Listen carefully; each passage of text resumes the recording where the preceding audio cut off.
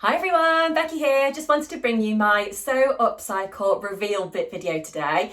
So if you are unfamiliar with the Upcycle challenge that myself and Karen from So Little Time have been running, it's been called Sew Upcycle and it's been happening over on Instagram throughout the month of October.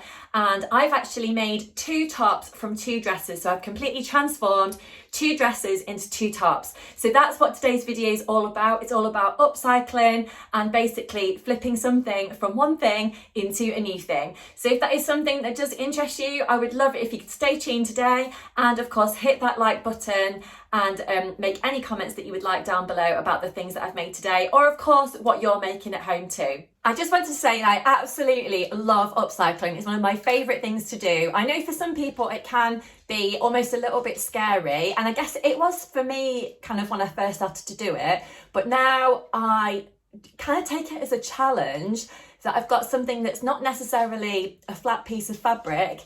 And oh, Bentley's just coming in, my Labrador. I know some of you like to see him. And you know, it just gives me that kind of thinking time and kind of creativity to create something completely new. So I hope you've enjoyed the challenge if you have taken part, and if you haven't taken part, maybe this might give you some inspiration for upcycling something in the future for yourself or for someone else. So let me show you what I've been doing. So I've got 2 tops, as I said.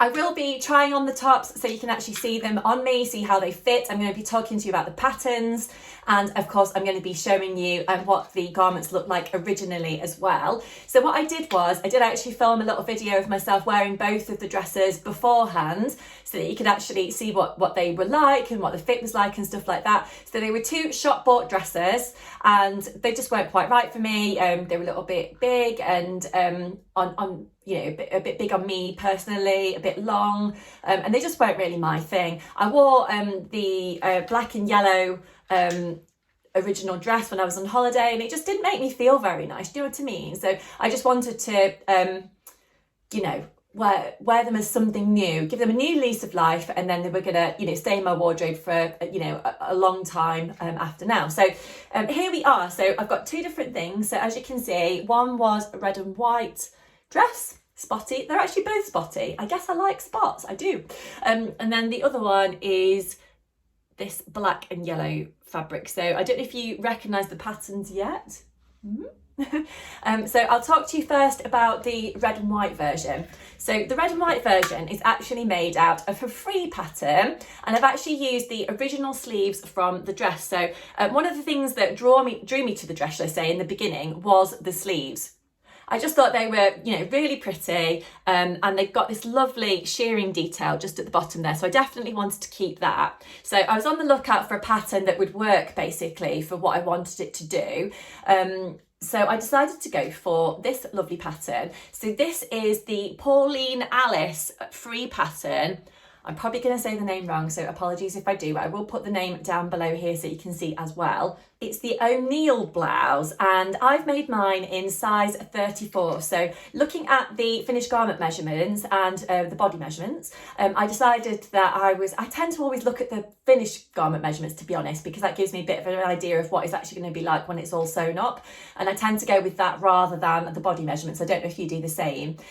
So looking at the finished garment measurements on this one, I seem to fall into the 34 category, but the sizing goes from 34 to 52, and I didn't really take that much fabric at all, to be honest. I would, but of course I didn't have to cut the sleeves out, I would say that, because of course I've reused them. I would say that for me personally, it's a little bit short in the body. So if I was to make it again, I would definitely add something onto the length.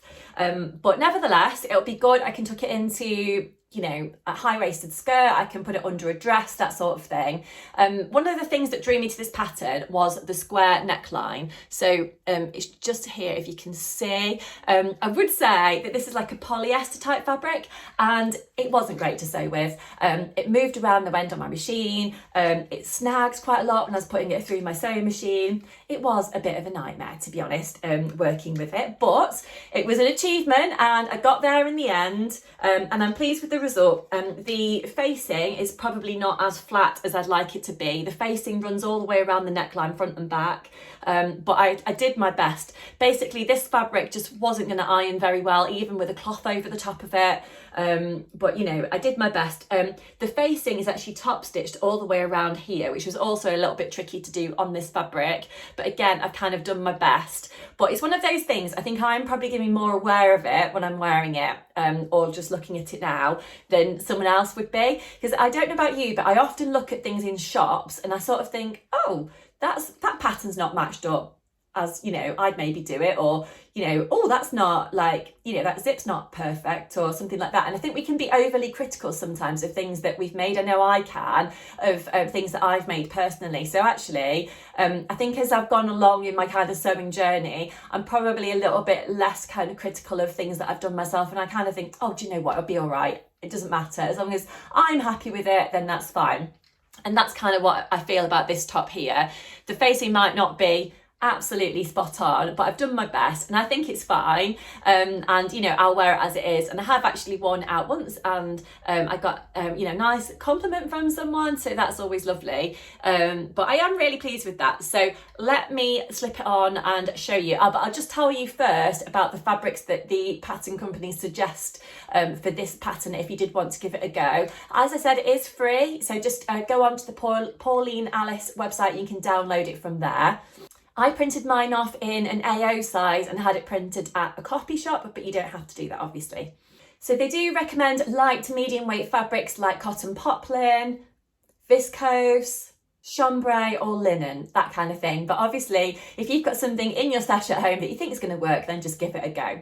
Right, I'm just going to slip this on so you can see what it looks like. I'm going to be putting it on today with a denim skirt that I've already got on. It is quite a high-waisted skirt, and it's one that I've had for absolutely years, to be honest, but it is one of my favourites. And I think that's one of the things about if you make your own clothes, you know, if you've got something that you like, just keep wearing it. It's actually, the denim skirt is a hack of the Sewaholic Can Be dress. I just turned it into a skirt, sorry, from the dress pattern. But here we go. So this is the blouse that I've actually made. And as you can see, I've got these nice gathery sleeves here. The actual sleeve on the pattern finishes above the elbow, so a nice sort of gathered poofy sleeve as well. So it's not too dissimilar from the sleeve that I've actually added on here as well. You can see actually, even though I was saying that the facing is not absolutely perfect, it does actually look quite nice, sits quite nicely across my chest here. One of the things that I like about this square neckline is that it's actually not too low down on my chest either. It's kind of, yeah, it's a little bit higher, but also not too high around my neck. I don't tend to like things that are too up here. But yeah, look, I think it looks quite nice. I'm quite happy with it. One of the things that I would say about this pattern, and this is again a sort of a personal thing, I found that the arm holes, kind of arm slots where you put in the sleeve, were a little bit high on the underarm for me personally. So I did have to do some tinkering around to kind of lower down that area a little bit. I had to trim off some fabric just around the top of the kind of sleeve head area and then underneath the arm as well. But yeah, a little bit of tinkering and it worked okay. So I'm just going to scan my camera down a little bit so you can see what this looks like, and I will step back. So this is the top actually out of my skirt at the moment, as you can see. So as I said, this is actually quite a high-waisted skirt. That's what the back looks like. Yes, if I just tuck it into my skirt, you'll be able to see what it looks like tucked in as well. Yeah, so I'm quite happy with that, to be honest. Like I said, it could be longer and it probably would be more comfortable to be tucked in if it was a little bit longer. But I am quite tall, I'm 5'10", so I probably should have kept that in mind when I was cutting out the pattern, because potentially it's drafted for someone who's a little bit shorter than me. But you know, I'm happy with it. So it might just pop out my skirt a little bit if I do too much bending over and that sort of thing. So I just have to be careful, but yeah, that's what it looks like anyway. So yeah, let me know if you like it and if you've made anything similar. I'm always looking for recommendations for new tops. I am really like a top and skirt type of person. I also wear loads of dresses. So yeah, any recommendations are always welcome. So just pop them down in the comment section below. But would you like to see the second pattern that I have made? And I'm going to pop that on shortly. I'm just going to talk to you about it first. Apologies for the light in here today. It's a little bit dull and it's quite a dull day outside today. So even though I'm filming this video in the morning time, it is actually feels like it's a little bit dark because I've got the lights on in here, but that's where we're at. It is autumn, I suppose. So anyway, this is pattern number 2. So again, I will pop in a video of me wearing the original dress. So the dress was a kind of maxi dress. It was quite kind of long on me, and again, I wasn't really that happy with how it looked. But one of the features that I did like from that dress was the sleeves. So again, I have kept the sleeves from the dress as part of the upcycle, and I'm really pleased with this one. So again, this is quite a slippery fabric to sew with. I don't know what you describe this one as. It is probably a polyester, but not quite as, this one's almost got a bit of texture to it. But this one is more like a viscose to, I don't know, it's quite soft to touch. But it feels a bit polyestery, so I'm not sure. Both of the dresses, should I say, were originally from Shein, but now they're kind of designed by me, I suppose. So yes, that's the original sleeves from the dress. So it's got a bit of elastic just around the bottom there, and I've actually gathered that into the top of the sleeve head here. For this pattern, I've actually used one of the What Vicky Makes labels, and it says "Be proud of your progress." So I picked that up actually at a sewing day that I went to a couple of months ago, because she'd got a lovely stall there selling some of her gorgeous fabrics, and she'd got some labels as well. So I was quite pleased to use that, and I sewed that onto the back facing. So yeah, pleased with that. So do you recognise the pattern? This is the Friday Pattern Company Donny shirt. So it's actually the second version of the shirt that I've made, and I love the pattern. So I've not actually showed you my first version yet, but I will include that on a future sewing makes video. Just seem to have been quite busy recently, like with one thing or another, but I will show you my latest makes. I did upload a video just the other day about my Halloween makes. I made a couple of matching things for me and my daughter, but I will upload a video about some other things I've been making as well. But yeah, so this is the Donny shirt. So in this fabric, you can't really see all the details, but it's got a little collar here, and as you can see, that's all sewn in. Yes, that's got the back facing. I love on this pattern how you do the burrito method that just folds it all through, and it gives it a really lovely clean finish on the back of the garment there. Now, I'm someone that struggles with the burrito method.